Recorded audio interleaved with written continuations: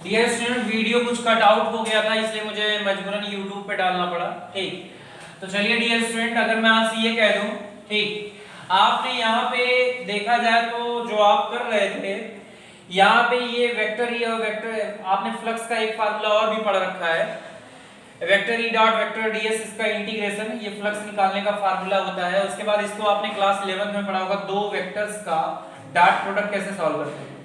इसका फार्मूला होता है वेक्टर ए डॉट वेक्टर भी पढ़े हो ना 11th में, ए बी cos थीटा। तो यहाँ पे ऐसे, यहाँ पे E into D S into cos theta. कोई पूछे थीटा क्या है, तो थीटा जो है डियर स्टूडेंट, ये यही दोनों लोगों को देखो, इलेक्ट्रिक फील्ड को देखो और एरिया वेक्टर को देखो, दोनों के बीच का एंगल है। और आपसे कोई पूछे ये दोनों फिगर में कहाँ पे है, तो ये देखो इलेक्ट्रिक फील्ड और एरिया वेक्टर दोनों एक ही लाइन पे, तो दोनों के बीच का एंगल थीटा तो 0 हो गया। cos 0 1 होता है, कोई मतलब नहीं है। अब उसके बाद ये लाइन आ गया। आपको मैंने पहले ही बता दिया है कि यहाँ पे जो ये मेटलिक स्फीयर जो है, इस पॉजिटिव चार्ज पे जो कि आपने टेस्ट करने के लिए लाया था, जितना फोर्स लगाएगा उतना यहाँ भी लगाएगा, क्योंकि डिस्टेंस तो सेम है, उतना यहाँ भी लगाएगा, उतना यहाँ लगाएगा। इसका मतलब फोर्स हर जगह कांस्टेंट है। तो बताओ इलेक्ट्रिक फील्ड भी तो कांस्टेंट होगा, फोर्स से ही तो रिलेटेड होता है। तो आप बताओ, इसका मतलब इस पॉइंट पे, इस पॉइंट पे, इस पॉइंट पे, हर जगह इलेक्ट्रिक फील्ड क्या है, कांस्टेंट। और अगर इलेक्ट्रिक फील्ड कांस्टेंट है तो एक रूल है कि जो चीज कांस्टेंट होता है वो हमेशा इंटीग्रेशन के बाहर आ जाता है। अब ये इंटीग्रेशन के बाहर आ जाएगा ई। अब यहाँ बचा क्या, ds। अच्छा ds सुन, ds कितना एरिया है, ds ये छोटा सा एरिया है ना, मैंने बताया था ds कितना है, ds ये छोटा सा एरिया, यही जो मैं अपने हाथ से यहाँ फिंगर से किया। जब इसके आगे इंटीग्रेशन लग जाएगा तो इसका मतलब क्या है, इसका मतलब ये पूरा एरिया कितना है, ये पूरा एरिया, ये इंटीग्रेशन का मतलब होता है पूरा बढ़ा चढ़ा कर। समझ में आया कि नहीं। ये ds जो इसी फुटबॉल पे तो है, ये नया वाला जो फुटबॉल, तो इस नए वाले फुटबॉल का टोटल एरिया बताना होगा, इंटीग्रेशन लगाना इसलिए। तो बताओ उसको हम लोग कितना बोलेंगे, 4 पाई आर स्क्वायर। कैसे, क्योंकि नए वाले फुटबॉल का, नए वाले स्फीयर का रेडियस जो है कैपिटल आर, देखो यहाँ लिखा है, तो उसका एरिया 4 पाई आर स्क्वायर। ठीक, अब आपने फ्लक्स दो जगह निकाला है। इक्वेशन नंबर 2 में q in upon epsilon not, एक फार्मूला ये है फ्लक्स निकालने का, और एक फार्मूला ये है जो आपने यहां से निकाला है दूसरे वाले से। अब आप बताओ, एक लड़का आया उसने फ्लक्स का ये फार्मूला लगाया, एक लड़का है फ्लक्स का उसने ये फार्मूला लगाया, ये वाला, और उससे आंसर दिया। तो दोनों आंसर अपनी अपनी जगह सही होंगे ना, गलत तो कोई नहीं होगा। तो क्या मैं दोनों को इक्वल कर सकता हूं, करने जा रहा हूं। ठीक,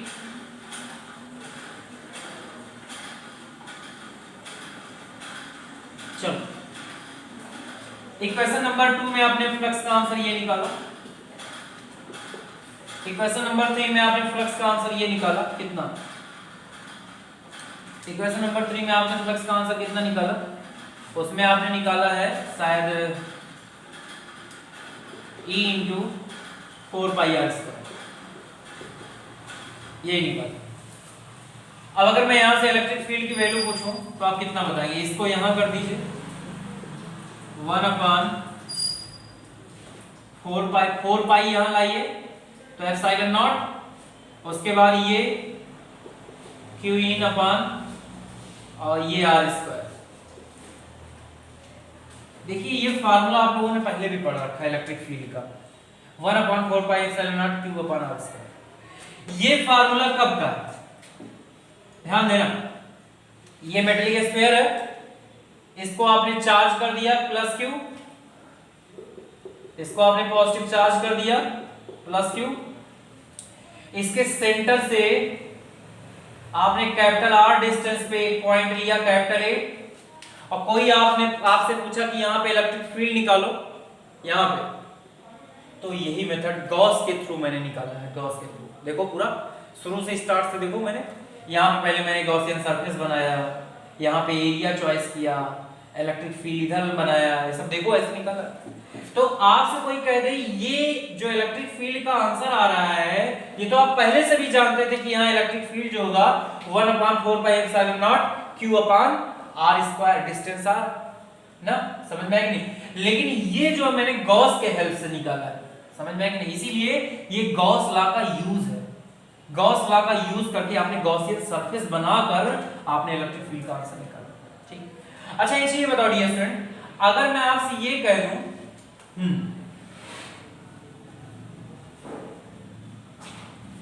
यहां पे जो आपने पॉइंट लिया था ये मेटलिक स्फीयर,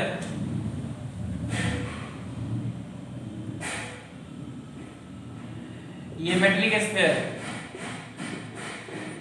ये मेटलिक स्फीयर, ये जो आपने मेटलिक स्फीयर लिया था, इस मेटलिक स्फीयर के बाहर आपने पॉइंट लिया था ना, और ये पॉइंट जो था इस मेटलिक स्फीयर को आपने प्लस क्यू चार्ज दिया, ये पॉइंट जो था outer of the shell, outer of the shell, इसका मतलब ये पॉइंट जो है सेल के आउटर, वहां पे आपने क्या बताया, डिस्टेंस कितना था कैपिटल आर, और यहां पे आपने इलेक्ट्रिक फील्ड कितना बताया आंसर 1/4πε0, और अंदर कितना चार्ज है Q अपान डिस्टेंस कितना कैपिटल आर, ये गॉस लॉ के अकॉर्डिंग बताया ना। अब वही पॉइंट अगर मैं यहां पर लेता तब आंसर कितना, यहां से यहां का डिस्टेंस कैपिटल आर है, यहां का यहां का डिस्टेंस आर है, तब आंसर कितना, तब आंसर यही कितना आता, तब ये पॉइंट बताओ कहां पे है, पहले बताओ ये सरफेस पे है ना, तो इसका आंसर कितना था, इसी में यही फार्मूला Q अपान जो R स्क्वायर है यही हो जाता कितना, कैपिटल R के बजाय स्मॉल, इतना हो जाता। नहीं समझे, समझ में आया कि नहीं। अब यही मुझे प्रूफ करना है, कहां से आया, इसको तो मैंने प्रूफ कर दिया, इसको प्रूफ करना, चलो चलो ठीक। देखो तो तुम्हें यहां पे गॉस लॉ के इंपॉर्टेंस से, यानी गॉस लॉ का यूज करके, देखो देखो मैं फिर से करने जा रहा हूं, गॉस लॉ का यूज करके तुम्हें यहां पे इलेक्ट्रिक फील्ड का आंसर यही लाना है Q अपान R ना। चलो चलो जल्दी जल्दी से चलो।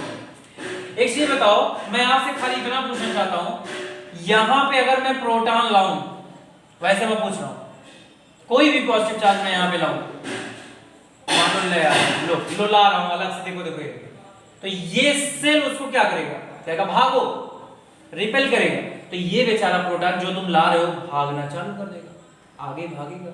तो आप बताओ ये किसकी डायरेक्शन हो गई, इलेक्ट्रिक फील्ड की डायरेक्शन हो गई ना। और आपने ये जो चॉइस किया है, ये एरिया कुछ न कुछ तो होगा, इसको मैं बोल देता हूं ds, इसको मैं ds बोल देता हूं। इसकी डायरेक्शन किधर होगी, इस एरिया, ये कहेगा मैं इधर हूं, तो इसकी डायरेक्शन किधर होगी, इधर होगी। अब बताओ, आपसे मैं पूछना चाहता हूं, ध्यान देना, फ्लक्स का कितना फार्मूला पड़ेगा, एक ये फार्मूला पड़ेगा, इक्वेशन नंबर फर्स्ट दे दो, और एक फ्लक्स का और फार्मूला पड़ेगा, बताओ कौन सा, vector E dot vector ds, यही पड़ेगा। आप इस पॉइंट के लिए इसको सॉल्व करो, क्योंकि आपने इस बार एरिया यहां चॉइस किया, उस बार एरिया आपने सेल के बाहर चॉइस किया था, इस बार एरिया आपने सेल पे चॉइस किया, तो इसको सॉल्व करो। 5 E ds cos theta, theta क्या है, थीटा इसके और इसके बीच का एंगल, इलेक्ट्रिक फील्ड और एरिया वेक्टर के बीच का एंगल, और वो मौके पे 0, देखो दोनों लोग एक ही पे, देखो दोनों लोग थीटा 0 रखो, cos 0 की वैल्यू 1 होती है, कोई मतलब नहीं। अच्छा एक चीज बताओ, इस पॉइंट पे जितना इलेक्ट्रिक फील्ड आएगा या जितना फोर्स लगेगा, इस पॉइंट पे भी तो उतने, अगर प्रोटॉन तुम यहां लाते तो बताओ जितना यहां रिपल्सन प्रोटॉन फील करेगा उतना यहां भी तो फील करेगा, अगर यहां लाते तो उतना यहां भी फील करेगा, यहां लाते तो उतना यहां फील करेगा। इसका मतलब फोर्स हर जगह क्या रहेगा, कांस्टेंट रहेगा। तो इलेक्ट्रिक फील्ड की वैल्यू भी तो हर जगह कांस्टेंट रहेगी, क्योंकि इलेक्ट्रिक फील्ड फोर्स से रिलेटेड होता है। अब आप बताओ, अगर इलेक्ट्रिक फील्ड कांस्टेंट है तो तुरंत बाहर आ जाएगा, E को E, ds को ds, आगे बताओ E को E हो गया। अच्छा ds कितना एरिया है, डीएस ये स्मॉल एरिया डीएस है, ये जो छोटा सा एरिया कलर किया यही डीएस है। अगर कोई आपसे ये पूछे कि सर इंटीग्रेशन का क्या मतलब है, तो भाई डीएस इतना एरिया जितने में मैं फिंगर रखा हूं, इंटीग्रेशन कर देने से होता यह है कि आपको पूरा एरिया बताना ये कितना है। तो बताओ ये तो एक स्फेयर है ना, और इसका रेडियस स्मॉल आर, तो स्फेयर का एरिया कितना होता है 4 पाई आर। इसको इक्वेशन नंबर 2 दे। अब आपने फ्लक्स यहां से ये निकाला और यहां से इक्वेशन नंबर फर्स्ट से ये निकाला, एक लड़का यहां से निकाला, एक लड़का यहां से निकाला इस फार्मूले से। तो दोनों लड़के तो अपनी अपनी जगह सही है, दोनों में झगड़ा थोड़ी करना है, दोनों का तो भैया दोनों लोग सही हो। तो इस फार्मूले को जहां से ये वाला इक्वेशन फर्स्ट को इस फार्मूले के इक्वल कर दो, मतलब इक्वेशन 2 तो मिटा देते हैं। जब इक्वल करोगे तो क्या होगा बताओ, Q upon epsilon naught is equal to E into 4 pi R square. अब क्या करना, अब E को यहीं रहने दो, क्योंकि आपको यहां पे क्या निकालना था, इलेक्ट्रिक फील्ड, यही तो प्रूफ करना था आपको। चलो देखो, इसको यहां लाओ, 4 पाई को यहां लाओ, एप्सिलॉन नॉट, और यहां Q है, नीचे आर इसका। देखो आया कि नहीं आया, यही मैं लाना चाहता, समझ में आया कि नहीं। अच्छा डियर स्टूडेंट, अगर ये पॉइंट सेकंड केस है, पहले वाले में आपने आउटर ऑफ द सेल लिया था पॉइंट, पेपर में ऐसे आएगा क्वेश्चन कि point is present outer of the shell then calculate electric field, तो वहां पे आंसर आया था कि यहां कैपिटल आर था, देखो वहां पे। और second case, if point is present on the metallic sphere surface, तो उसका आंसर ये है। और केस नंबर थर्ड अब आने जा रहा है,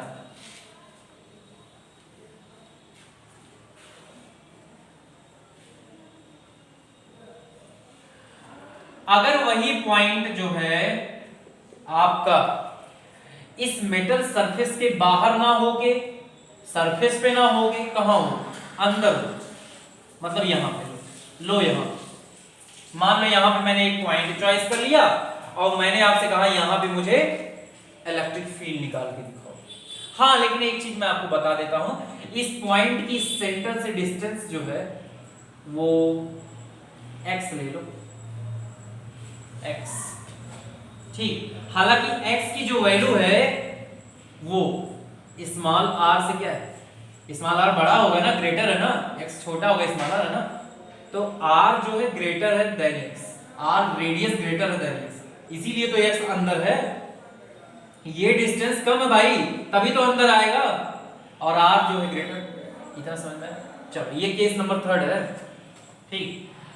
अच्छा ये बताओ, अगर यही x जो है ग्रेटर हो r से, तो x कहां पे आएगा, ये पॉइंट कहां पे आएगा? r से जब ज्यादा चलोगे तब तो तुम सेल के बाहर पहुंच जाओगे, तो कभी कभी पेपर में ऐसे आ जाता है, जानेगा ना, कभी कभी ऐसे आ जाएगा, कह देगा x is greater than r, तो r से ज्यादा है तो समझ जाओ सेल के बाहर। और अगर सेकंड केस, अगर x is equal to r, तो समझो सरफेस पे, क्योंकि x जब r के इक्वल होगा तो सरफेस पे हो ना। और case number third, if x is less than r, तो कहां होगा बताओ, तब सरफेस के अंदर होगा। चले चलो आगे चलो। एक चीज ये बताओ डियर स्टूडेंट, अगर मैं आपसे ये कह दूं यहां पे मुझे इलेक्ट्रिक फील्ड निकालना है, तो सबसे पहला काम यहां पे एक ऐसे गॉसियन सरफेस बनाओ। मैं बार बार आपको बता चुका हूं गॉसियन सरफेस क्यों बनाते हैं। गॉसियन सरफेस इसलिए बनाते हैं ताकि अगर यहां पे जितना आंसर आएगा, यहां पे भी वही आंसर आएगा, यहां पे भी वही आंसर आएगा, यहां पे भी वही आंसर आएगा, यहां पे भी वही आंसर आएगा, हर जगह वही आंसर आएगा। समझ में आया कि नहीं? इसीलिए गॉसियन सरफेस बनाते हैं। चलो अब चलते हैं। अच्छा डियर स्टूडेंट, ये जो आपने एरिया चॉइस किया है, इसको किससे डिनोट करते हैं? डीएस से। अगर आपसे कोई पूछ ले इसकी डायरेक्शन किधर होगी, तो ये क्या कहे, मैं कहां हूं, मैं ऊपर हूं, ऐसे, इसकी डायरेक्शन ऐसे बनाओ। यही है एरिया, बाकी जगह नजर मत गाड़ो, यहीं पे। तो ये डीएस है, डीएस की डायरेक्शन किधर होगी, ऊपर, इसके सरफेस के 90 डिग्री। अच्छा एक चीज ये बताओ डियर स्टूडेंट, इलेक्ट्रिक फील्ड की डायरेक्शन किधर होगी? वैसे देखा जाए, ध्यान देना, देखा जाए अगर अच्छे से देखना, अच्छे से यहां पे यहां पे अगर देखा जाए तो कोई चार्ज है यहां पे। अगर नहीं समझ में आता कोई बात नहीं, चलो इतना समझ में आता है यहां एरिया इलेक्ट्रिक डायरेक्शन में है। चलो यहां पे इलेक्ट्रिक फील्ड निकालना, चलो इलेक्ट्रिक फील्ड निकालने के लिए पहले फ्लक्स निकालना पड़ता है। तुम यहां पे मुझे फ्लक्स निकाल सकते हो, चलो phi = q in upon epsilon, ये फार्मूला पढ़े। आगे बताओ q in क्या होता है, अंदर कितना चार्ज है बताओ। इस एरिया के अंदर इस रीजन में जितने में मेरा हाथ चल रहा है कहीं तुम्हें पॉजिटिव चार्ज दिख रहा है? कहीं दिख रहा है इसके अंदर कहीं पॉजिटिव? भाई ये तो प्लस क्यू सरफेस पे है ना, ये जो आपने चार्ज दिया है सर सरफेस पे, सेंटर पे तो खाली, इसमें कहां कोई चार्ज? अब आप मुझे बताओ इस रीजन के अंदर कोई चार्ज लाई कर रहा है? नहीं ना, जो चार्ज है वो तो सरफेस पे है ना। तो आप बताओ q in की वैल्यू कितनी है? 0/ε0। इसका मतलब फ्लक्स कितना है? फ्लक्स 0 है। अब आप बताओ जहां पे फ्लक्स 0 है, जहां पे फ्लक्स 0 है वहां पे फ्लक्स को कहते क्या? इलेक्ट्रिक फील्ड लाइंस का अमाउंट। जहां पे फ्लक्स 0 है वहां पे इलेक्ट्रिक फील्ड कैसे पास होगा? बिल्कुल नहीं पास होगा, क्योंकि आपको मैंने बताया था फ्लक्स का जो आंसर आता है वही हमें बताता है कि कितनी इलेक्ट्रिक फील्ड लाइंस वहां से पास हो रही है। जब फ्लक्स ही 0 है तो यहां से इलेक्ट्रिक फील्ड लाइंस पास भी नहीं होगी। और बात सही भी है, अंदर आपने कोई चार्ज है ही नहीं, जो भी चार्ज है वो सरफेस पे। तो अगर आपसे कोई पूछे कि यहां पे बताओ इलेक्ट्रिक फील्ड कितना है, यानी थर्ड केस में, तो इसका आंसर इलेक्ट्रिक फील्ड भी 0 और फ्लक्स भी 0। समझ में आया? नहीं समझ में आया? अगर सरफेस पे निकालते केस नंबर 2 में तो यहां पे तो चार्ज था, हाँ अंदर ना सही कम से कम सरफेस पे तो था, तो वहां पे क्यू की वैल्यू 0 नहीं होती थी। यहां पे अंदर लिखो या सरफेस पे लिखो तब भी चलता है ना। तो सेकंड केस में सरफेस पे तो था तब क्यू 0 नहीं था। फर्स्ट केस में जब आपने बाहर लिया था तो सरफेस पे ना सही अंदर तो चार्ज था तो वहां भी 0 नहीं हुआ। लेकिन केस नंबर थर्ड जो है इसमें ना तो सरफेस पे है ना अंदर है, तो क्यू की वैल्यू 0, इसीलिए फ्लक्स भी 0, ई भी 0। तो डियर स्टूडेंट आज का लेक्चर इतना ही। ठीक, आपने यहाँ 3 केस है। पेपर में आपसे ये क्वेश्चन ऐसे कहा गया आएगा, explain the application of Gauss law. पहले क्वेश्चन तो ऐसे आएगा, explain the application of Gauss law, मतलब ये कि आप गॉस लॉ का यूज करके कोई एप्लीकेशन दीजिए। तो इसमें आपको 3 केस लेके चलना होगा स्फेरिकल सेल का। ठीक, केस नंबर फर्स्ट, अगर वो point is present outer of the shell, यानी ये। Case number 2, if point is present at the surface. Case number 3, if point is present internal the surface. और तीनों का आंसर आपको इलेक्ट्रिक फील्ड निकाल के दिखाना होगा, यही आता है। और नहीं तो आप एप्लीकेशन ऑफ गॉस लॉ में फर्स्ट वाला भी लिख सकते हैं जो कि कल आपने पढ़ा था। ठीक, समझ में आया कि नहीं? वायर वाला ना। तब तक के लिए इतना ही, तब तक के लिए बाय।